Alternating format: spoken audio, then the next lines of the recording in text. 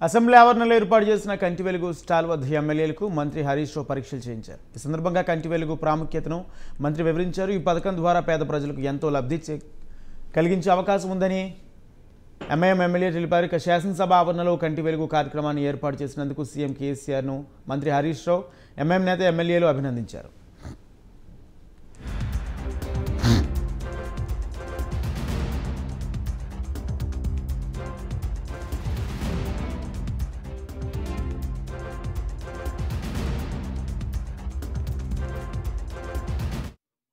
కంటి వెలుగు కార్యక్రమం జయప్రదం అవుతా ఉన్నది.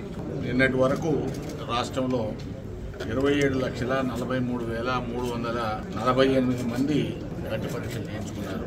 అందులో పురుషులు 12,83,477, మహిళలు 14,55,377, దాంట్లో 5,71,516 మందికి ఇప్పటికే కంటి అద్దాలు కూడా అందజేయడం జరిగింది.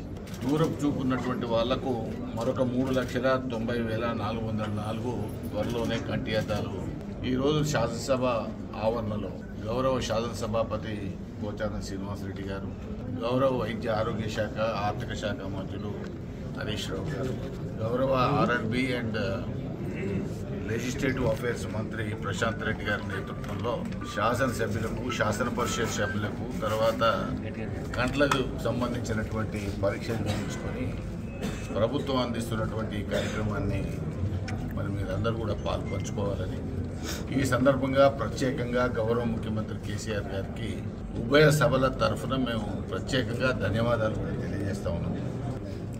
గౌరవ ముఖ్యమంత్రి కేసీఆర్ గారి యొక్క సౌజన్యంతో గౌరవ మంత్రివర్యులు ఆరోగ్య శాఖ మంత్రి హరీష్ రావు గారి యొక్క నాయకత్వంలో లక్షలాది మందికి పేదవారికి, ప్రత్యేకంగా గ్రామీణ ప్రాంతాల్లో నివసిస్తున్నటువంటి పేదవారికి చాలా సౌకర్యం కలిగించే పథకం.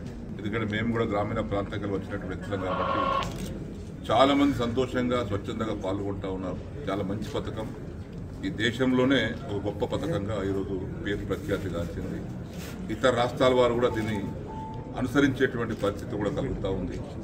ఇంతకుముందే చైర్మన్ గారు సుఖేందర్ రెడ్డి గారు చెప్పినట్టుగా 27 లక్షల పైకి మంది ఇప్పటికే చేసుకున్నారు. 5,70,000 మంది కళ్ళ అద్దాలు తీసుకున్నారు.